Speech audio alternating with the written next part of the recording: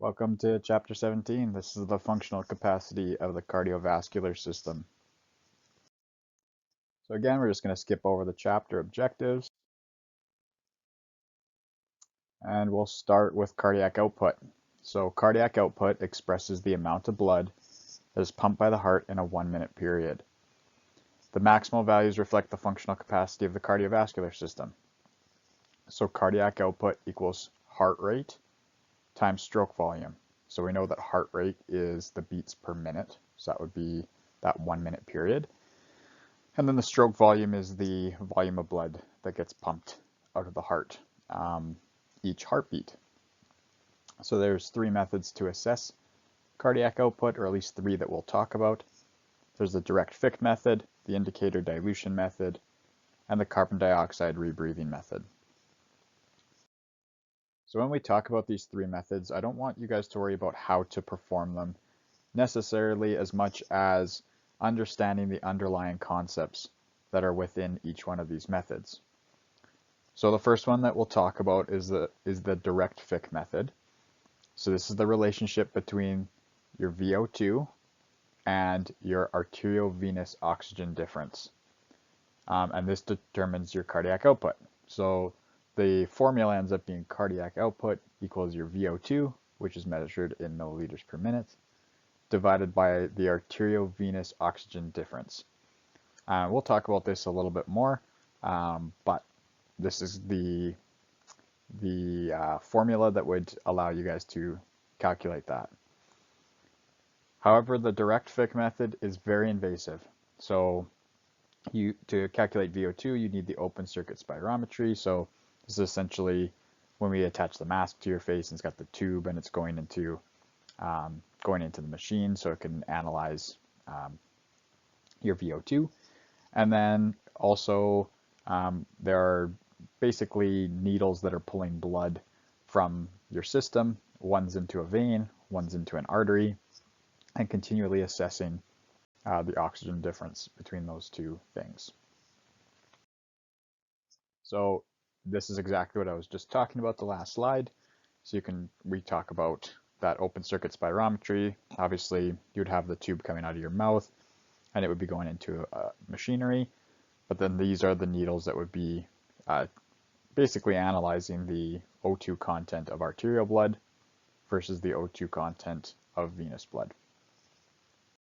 So the second method of assessing cardiac output is the indicator dilution method. Now, I don't expect you guys to know this one at all. It's a bit complex. You can see that the formula here is actually a little bit complex, but I think the big thing to take away here is that they inject an inert dye into a large vein, and then as it passes through your circulatory system, that dye will begin to dilute. So as it starts to mix with the blood, you start to notice less and less of it, and then we can pull blood from the arteries. So it went into the venous system. Now we're going to pull the blood from the arteries and we're going to assess how much of this indicator dye is in your blood system at that time. Based on the amount that's left in the arterial system after it's passed through the heart, that'll give us a rough indicator of what your cardiac output is.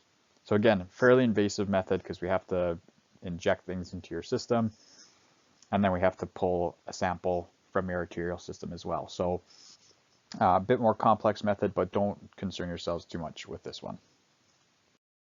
The third and final method we're going to talk about is the carbon dioxide rebreathing method. So you're going to keep using the open circuit spirometry method that you did in the Fick experiment, except now we're going to be looking at VCO2 instead of VO2. So you'll end up using a rapid CO2 gas analyzer, and you're going to make a few assumptions about gas exchange, and that will provide you with some valid estimates of mixed venous and arterial carbon dioxide levels. So now we're not looking at the oxygen levels in the blood, we're looking at the carbon dioxide levels. A few things about this test that you need to know, and again, these tests are not going to be heavily tested on your exams. I just want you to be aware of the process. You need to look at breath by breath carbon dioxide. You don't require blood sampling because you're just looking at the exhalation of each breath and looking at the carbon dioxide levels, so you don't have to take blood samples, so less invasive.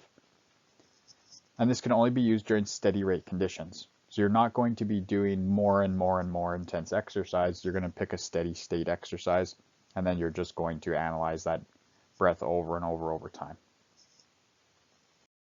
So next we'll talk about cardiac output at rest. So this can vary considerably during rest. And as you guys have seen during lab, there are lots of physiological reasons why we can get these changes. And some of those influencing factors include emotional conditions.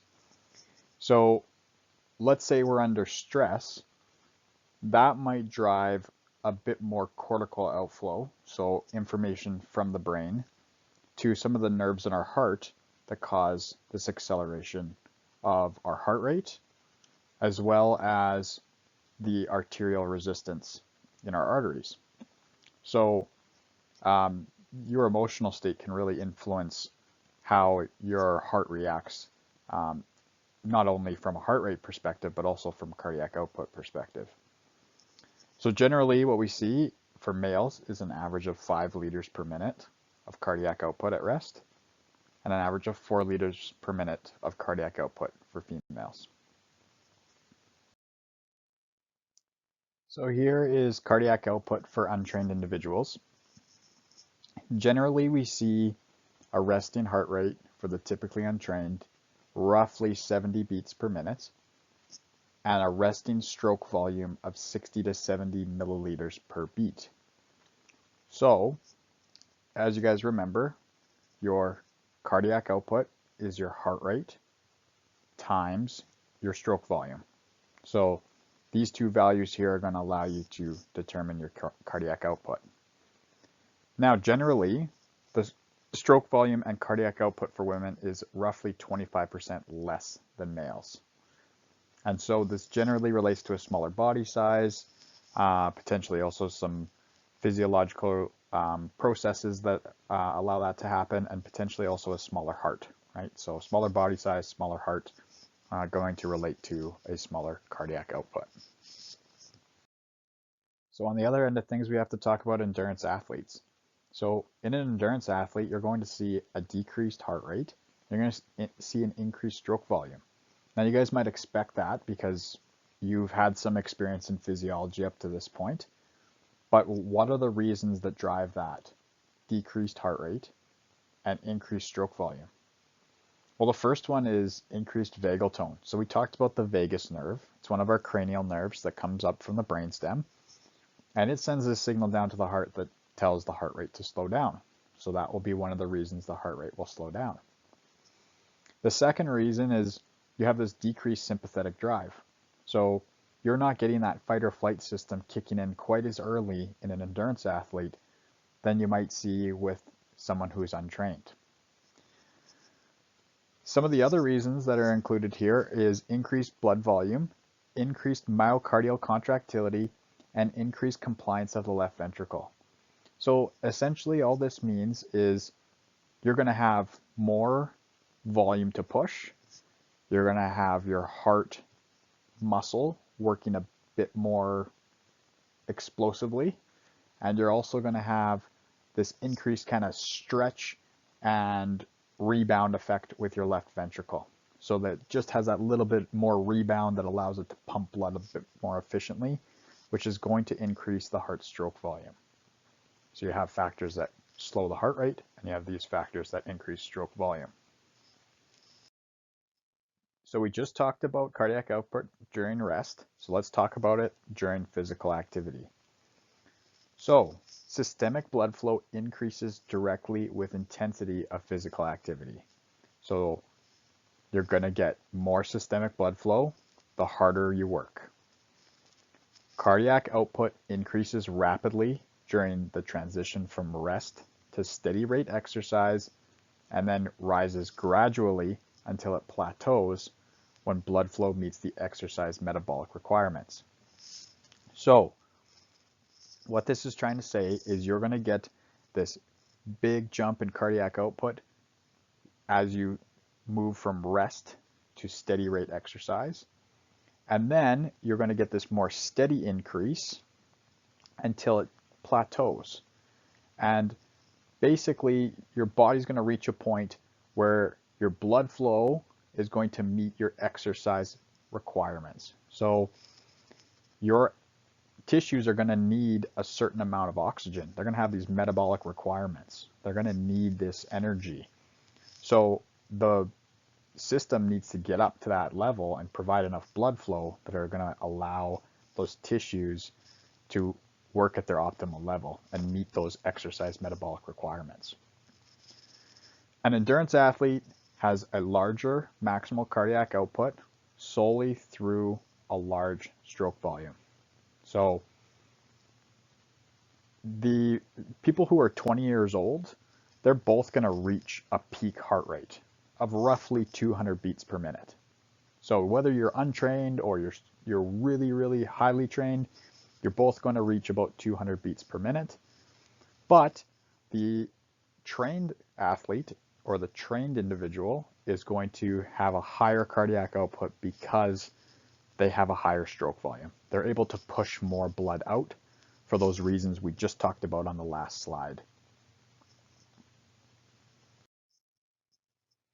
So here's the average cardiac output, heart rate, and stroke volume of an endurance trained athlete or individual versus an untrained athlete or individual during maximal activity. So here we're looking at two individuals who are about 25 years old. So if you guys remember, heart rate is calculated, or age predicted heart rate is 220 minus your age. So 220 minus 25 is 195 beats per minute. You can see in this untrained individual, their stroke volume is 113 milliliters per beat versus the trained 25-year-old at 179 milliliters per beat. So you can see here the cardiac output is significantly higher in a trained individual simply due to the fact that they have a higher stroke volume and not because their heart rate goes any faster. So hopefully that makes a bit more sense to you guys as to the factors that can really influence cardiac output, especially for people who are roughly the same age. So we've talked about cardiac output at rest. We've talked about it during exercise, but now we want to start comparing groups. So this is kind of what you guys have been doing a little bit in lab.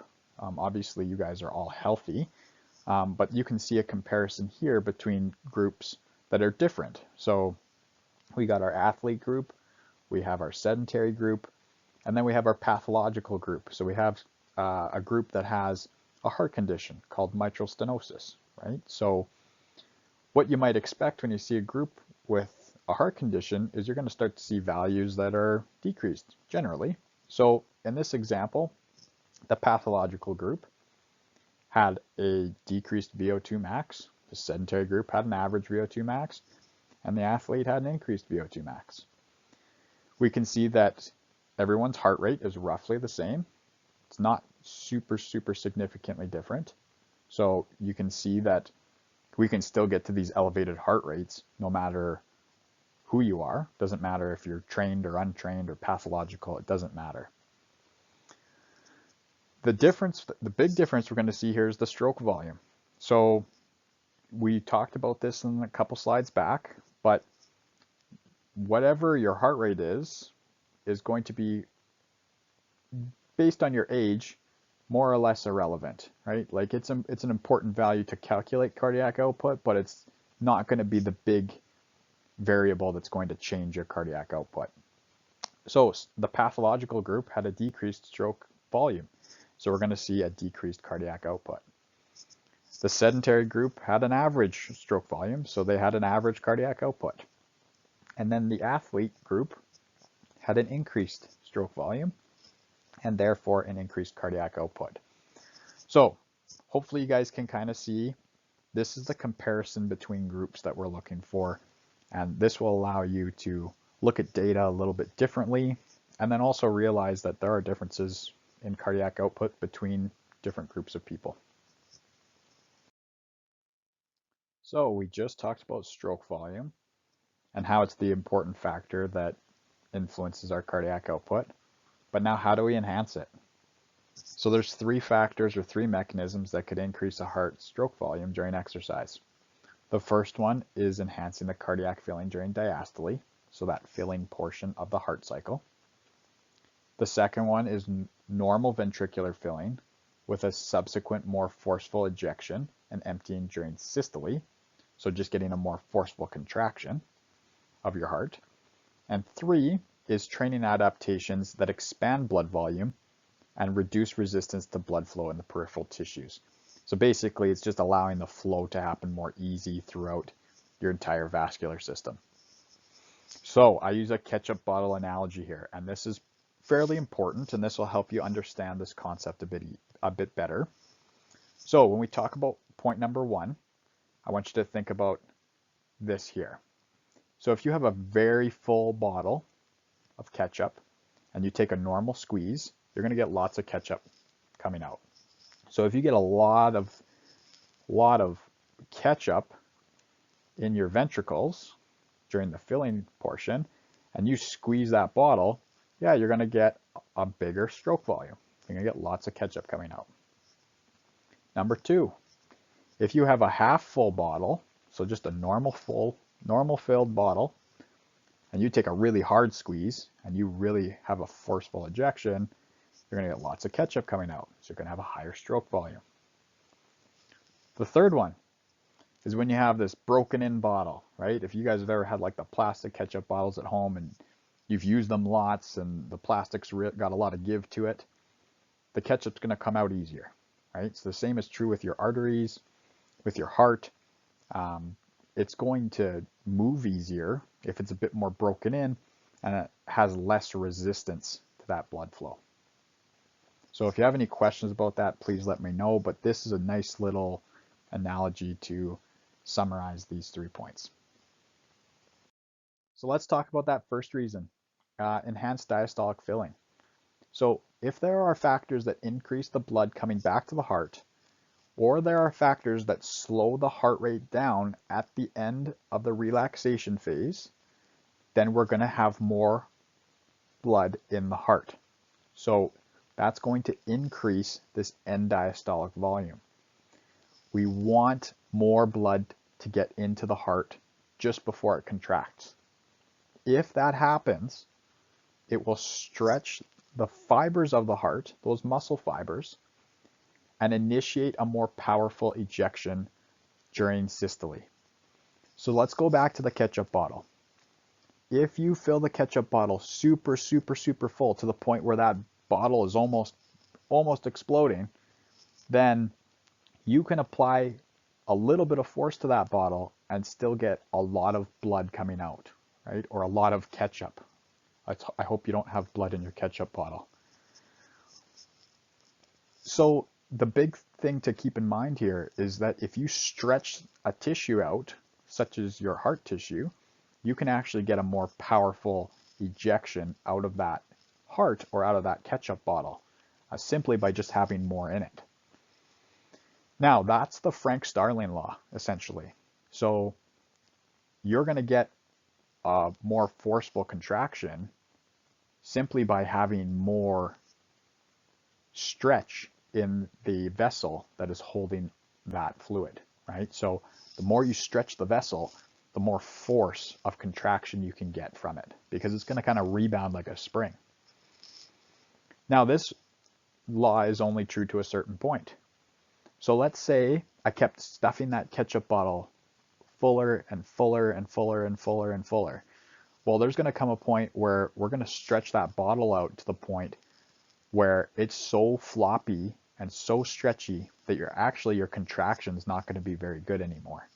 And that's usually what we see in people with congestive heart failure. So they have a heart condition, or they have other factors that are influencing their health, and eventually their heart starts to actually get bigger and more floppy, and therefore it cannot contract to the degree that a healthy heart might. So this Frank-Starling law goes back to that first chunk that I talked about, but then there's a point where this law stops and this law doesn't exist anymore. And that's the point where you stretch that ketchup bottle out so big and so floppily that it just can't push the ketchup out like it would have when it was newer, right? So keep that analogy in mind when you're going through this first point here. So let's talk about the second reason, systolic emptying. So we talked about the ketchup bottle. If you had it filled normally, but you just squeezed it really, really hard, that would be the same as a systolic contraction, right? So you still have a normal amount of blood coming into the heart, but then that heart is pumping really hard to push that blood out. So that's going to help lots of ketchup come out of that bottle, for example, okay? So one of the big things you want to keep in mind here is that we still have that control from the systolic blood pressure that's affecting the resistance to blood flow in the arterial system. So if you didn't have systolic blood pressure to control your arterial system, then your heart would just pump blood out and then it would just start flooding through your arterial system without any control, right? We require that so that it can actually pump blood to the areas it needs to. If it didn't have any resistance, then it would just kind of just come flooding out, like if you were to turn your tub on and the water just comes flooding out of the tap, right? There's no control to that. So the biggest thing you want to keep in mind here with systolic emptying is that a catecholamine release in exercise enhances the myocardial contractile force to augment stroke power and facilitate systolic emptying.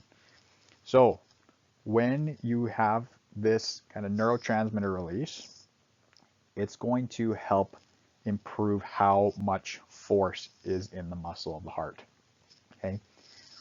That is going to be that big squeeze on the ketchup bottle. So use this ketchup bottle analogy when you go through the second example as well. Okay, so now we're going to talk about cardiac output distribution. So this can vary from rest to exercise, which seems kind of obvious, but you're going to see where a lot of the blood flow ends up going to in different states. So at rest, a typical 5-liter cardiac output in males or 4 liters in females would be distributed like this. 20% goes to the muscle tissues, and then 80% of the remaining blood goes to the digestive tract, the liver, the spleen, the brain, the kidneys, etc., etc., right? You have all of these organs that require blood flow, but at rest, you don't need as much blood flow going to the muscles. But during exercise, you're going to see this huge diversion towards blood flow to the active muscles. So I'm not going to go through this slide too in depth here, but you can start to see that you're going to have people who, especially trained individuals, their blood redistribution is actually going to start even before they start exercising. So they're anticipating they're going to do exercise, so now the body knows to start sending blood towards the muscles and start to kind of shut off blood flow a little bit to these other organs. We're going to move on to the next slide. So this is the distribution of cardiac output during rest and then during exercise. So we've talked about these on the last 2 slides, but here's a great visual for you. So at rest, you start to see this kind of this average or smaller cardiac output, and you see how the muscles get 20% of the blood flow, while all these other organs are getting roughly 80%. And that can vary from person to person, but gives you a rough rule to follow. However, during exercise, we see this significant increase in cardiac output, and we see that the muscles are getting, roughly 85% of the blood flow during exercise. We also see that the organs are getting proportionately less. So one thing I want you guys to pay attention here is just because the muscles are getting a lot more blood flow doesn't mean everything else is getting less blood flow. So let's look at the brain, for example. The brain here is getting about 700 milliliters of blood here, okay? During exercise, it actually gets 900. So it's getting more blood flow during exercise. So this isn't the brain's an essential thing for us. We need that to be working at a pretty good rate regardless of what we're doing. So we want that to be getting blood flow while we're doing exercise. If it wasn't getting blood flow during exercise, we wouldn't be in a very good place. But if we look at something like the liver, that's getting 1,350 milliliters during rest. During exercise, it's only getting 500 because we don't need the liver to be working quite as hard during exercise. We're trying to run, we're trying to move, and we don't need our, rest and digest organs working for us when we need to be moving. So it's going to divert blood flow away from an organ like that, but actually increase blood flow to the brain. So don't always look at it as the organs or other systems getting less blood flow, just looking at it as proportionately less compared to the muscles during exercise. So let's talk about blood flow to the heart and the brain. So the brain and the heart can't tolerate compromised blood supply. They need blood. So we need to make sure that they're getting that. At rest, the myocardium uses about 75% of the oxygen in the blood flowing through the coronary circulation, so your coronary arteries. And then during exercise, the coronary circulation has a 4 to 5-fold increase in blood flow. So we're pumping 4 or 5 times more blood into that coronary circuit. Cerebral blood flow increases during exercise by 25 to 30% compared to resting flow. So just as we talked about on the last slide, the brain's going to get more blood flow because it needs it. It needs that to be able to process what you're doing, to be able to kind of analyze how you're moving, and also be able to tell other things that, hey, we need to start sending blood flow here, blood flow there, right? We talked about how the central command controls a lot of our exercise responses, and therefore we need to make sure central command is getting blood flow so it can get the oxygen and nutrients it needs. Next, we have cardiac output and oxygen transport at rest. So arterial blood carries about 200 milliliters of oxygen per liter. So if we have 5 liters of blood in our system, there's about 1,000 milliliters of oxygen available to the body. Resting VO2 averages are about 200 to 300 milliliters per minute, so allowing 750 milliliters of oxygen to return unused to the heart. So when we're resting, we are consuming about 250 milliliters per minute of this 1,000 milliliters that we have available to us. So that means about 75% of it gets returned back to the heart. This extra oxygen circulating above the resting requirement is representing the oxygen in reserve. So we always have this little bit extra at rest, or quite a bit extra, I guess, at rest that we can rely on when we need it. So we just talked about this at rest. So now let's talk about it while you're doing exercise. So remember, we can carry 200 milliliters of oxygen per liter. So in this example, you have 3,200 milliliters of oxygen in a 16-liter cardiac output. So this cardiac output is elevated because this person's doing exercise, right? So they're going to have a 16-liter or 16,000 milliliter cardiac output, and they're going to be carrying about 3,200 milliliters of oxygen. So when you have an increase in cardiac output, you get a proportionate increase in the capacity to carry oxygen. Basically what that means is for every extra liter you're pumping out, you're going to have all this extra oxygen that's getting transported with it. So that can help relate back to your VO2 max, which we were going to talk about. So here we're going to see that there's a close association between the maximal cardiac output and VO2 max. So this first point here, if you have a low VO2 max, it's going to correspond with a low cardiac output. If you have a high VO2 max, it's going to correspond with a high cardiac output. So these are usually very closely related factors. So if we can get someone trained up to accommodate to higher levels of exercise, they'll usually have a higher cardiac output as well. So that's kind of the big thing you want to take away from this slide. So here's a visual representation of what we just talked about. There's a close relationship between cardiac output on the y-axis here and maximal oxygen consumption on your x-axis. You can see that as the cardiac output increases, so as this cardiac output increases, we see higher VO2 max values. And we can see this relationship is quite linear. So there's not a lot of outliers here. In fact, there's almost none in this particular study. So we can see that that is a strong influencer of VO2 max. Cardiac output influences VO2 max almost directly. We can also see there's a big difference between the sedentary group and the endurance athlete group. So in that trained individual, you're going to see that higher cardiac output. When you see that higher cardiac output, you're almost going to guaranteed see that increased VO2 max compared to a sedentary individual.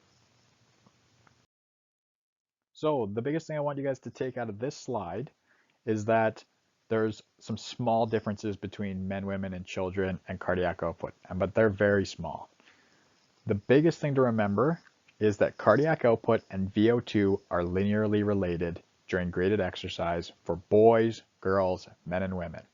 So if you go back one slide and you look at that graph, and you can see that linear relationship between cardiac output and VO2 max, that's a pretty good rule to follow when you're analyzing the relationship between cardiac output and VO2 max, regardless of your age and regardless of what sex you are. The small differences, and ones I don't really want you to remember, is that women generally have a little bit less capacity to carry oxygen in their blood because of their lower hemoglobin concentration. And the second one with children is that they're smaller, right? So they're not going to compensate by increasing their heart rate because your heart rate can only go so high.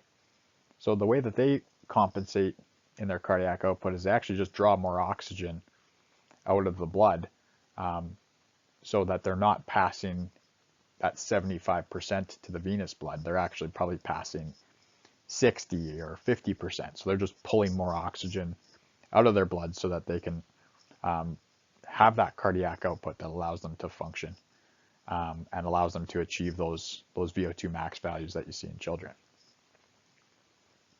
So big things here. Focus on this first bolded point.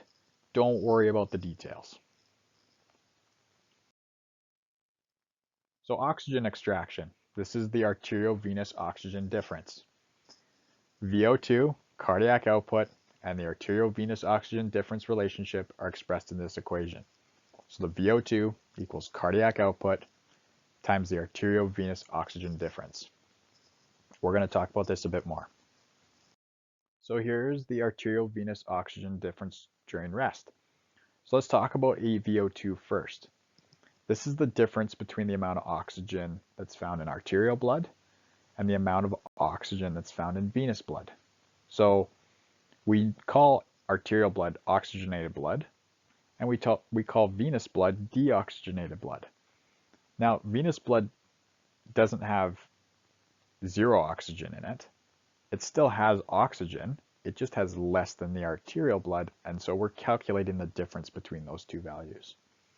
So during rest, the AVO2 difference is 5 milliliters of oxygen per deciliter.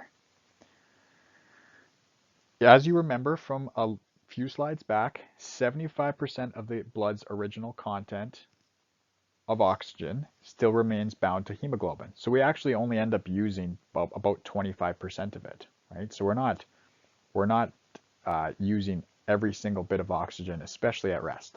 Okay? So here's just a quick calculation for you guys, just to give you an understanding of what this formula is.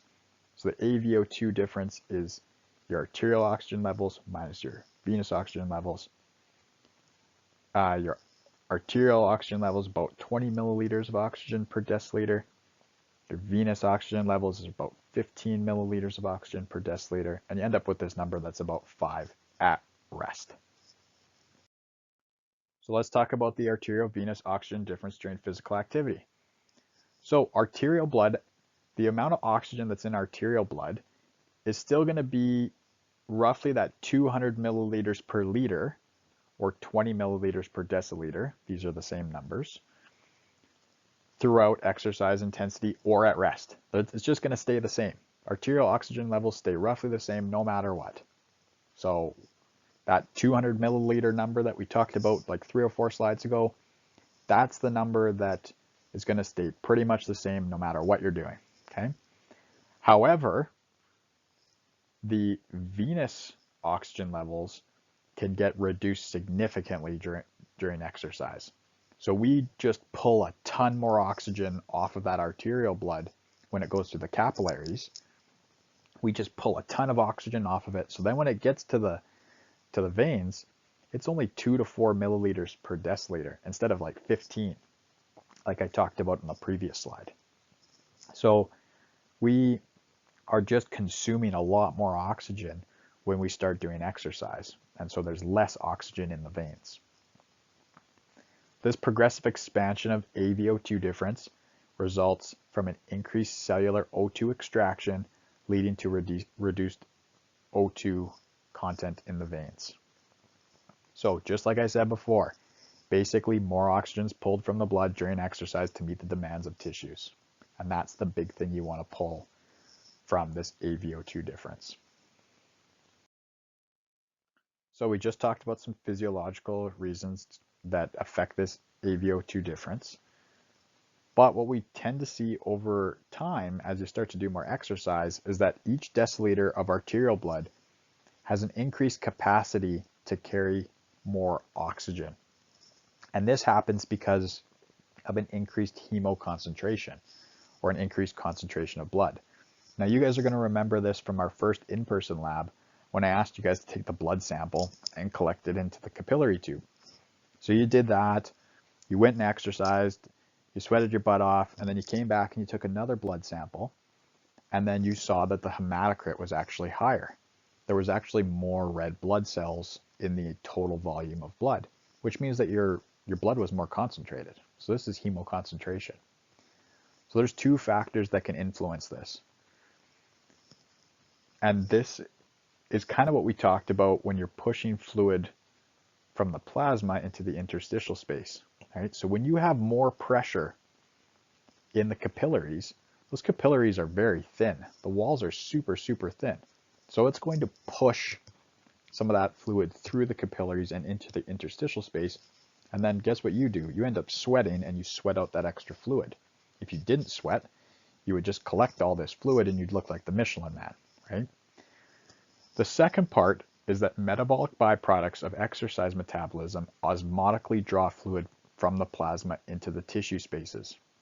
So, why does your sweat end up being kind of salty, right? Well, you actually have these metabolic byproducts that are drawing fluid out of your system, right? And sometimes if you've ever put like a drop of water into some salt, well, the salt just ends up like dissolving and just sucks it all up, right? So that's the same thing with sweat. It's like all these byproducts, they just suck up the water and then you end up sweating it out of your pores. So these are the byproducts, and then you also have that pressure that pushes the fluid out through the walls of the capillaries. Now, I'm not too worried about this, but this is going to kind of give you a good visual representation of what we just talked about. You can see that the arterial oxygen content doesn't really change a whole lot. We talked about that 2 slides ago. Your arterial O2 stays about the same no matter what you're doing. No matter if you're at rest over here or if you're exercising super hard over here. So you have this capacity to do a lot of work and not have a lot of change in that oxygen concentration in your blood. However, you can see that the venous oxygen levels change a ton. At rest, you're at this higher value.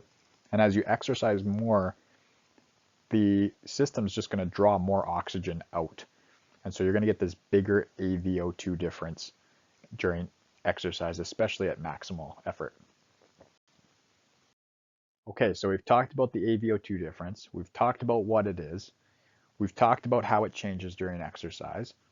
So what are some of the factors that increase this AVO2 difference? What are some things that make that difference bigger? The first one, a large portion of the cardiac output gets diverted to the active tissue. So if your muscles are working, you're going to get more pull from those oxygens, and they're going to pull more oxygen during exercise. Secondly, some tissues decrease their blood supply to make oxygen more available to active tissues or tissues that need it. So your organs, like your intestines, they don't need as much oxygen during exercise.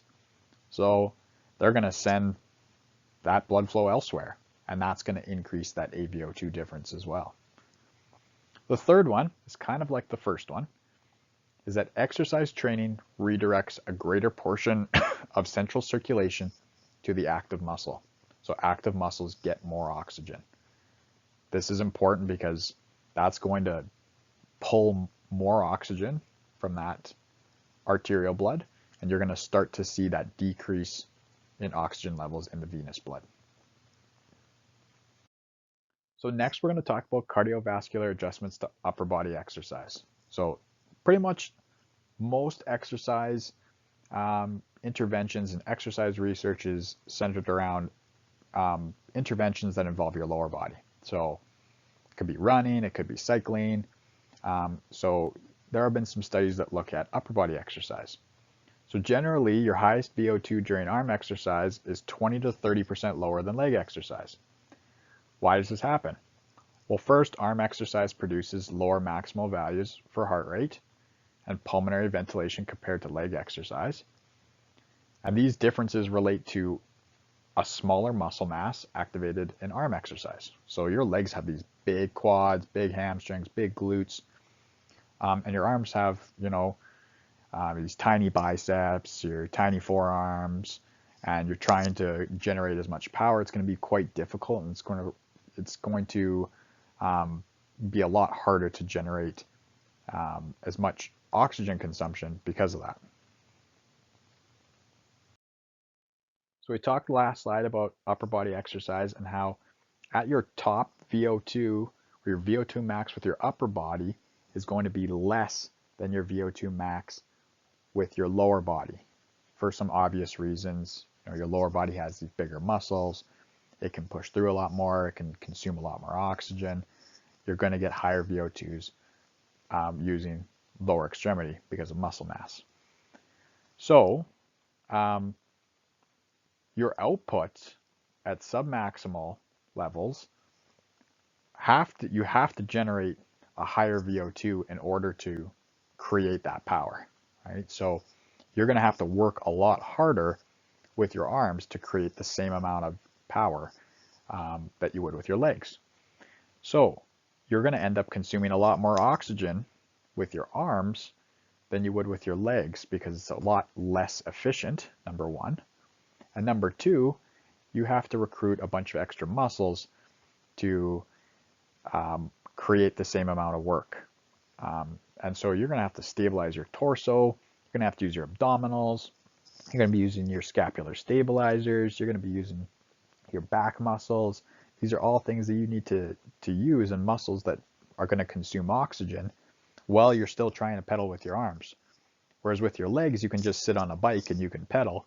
Your upper body's stabilized and you can just pedal with your legs. So a lot more efficient when you use your legs. So here's a visual representation. Arms versus legs for VO2. You can see with the arms, you have to work harder. So your VO2, your oxygen consumption at this power output is higher, right? Like you have to consume a lot more oxygen at this power output than your legs do. And then you can see your legs are able to push out way further. You can go a lot longer, do a higher power output, and not consume as much oxygen. Now here's a physiologic response of upper body exercise. The elevated heart rate response results from two factors. So why do you get a higher heart rate when you're exercising with your upper body? The first one, you have central command giving a greater feed-forward stimulation. So you have your brain basically telling your heart to start beating faster, especially when it's getting that stimulation from upper body musculature. Secondly, you get an increased feedback stimulation from the medulla and the brainstem from peripheral receptors in the active muscle. So you have these receptors in your muscles that are saying to your brain, hey, let's get going, right? So we're getting feedback and feed forward. So brain telling muscle to get going, and then muscle telling brain, I need to keep moving, I need to get going as well. So here's some implications for upper body exercise. The standard submaximal exercise load with the upper body produces greater metabolic and physiologic strain than leg exercise. So we talked about your arms needing to consume more oxygen than your legs at a certain power output. What we can't do is we can't compare arm exercise against leg exercise. It's not valid. Doesn't correlate well. And that's because of those other factors that influence that increased oxygen consumption in the arms. You have smaller muscle mass, you have to stabilize yourself. It's not appropriate to compare arm exercises to leg exercises. So this shows that there is a verification of this exercise specificity concept. So if you are, let's say we just had the Olympics and we're just in the middle of the Olympics and the Paralympics are coming up. So someone who's a cyclist in the Summer Olympics, they're not going to get on an arm ergometer and pedal with their arms. They're going to pedal with their legs because that's specific to them. Versus someone who's in the Paralympics who uses a hand cycle, they're going to pedal with their arms because that's specific to the task that they need to do. So it's important that we're training the athlete to do what they need to do and being specific to the sport that they're playing. Here's the summary. I'm not going to go through this. You guys can go through this, make sure you're hitting all the points that you need to in this lecture. If you have any questions, don't be afraid to reach out as always. This is the end of the cardiovascular system. So we'll be moving on to the next section. I have color-coded each lecture for you guys. So all the cardiovascular stuff is going to be in this blue color. The next group of lectures will be in a different color, just so you guys can really group things together and consolidate your information. So I'm hoping that'll be nice and organized for you guys, and we'll see you for the next section.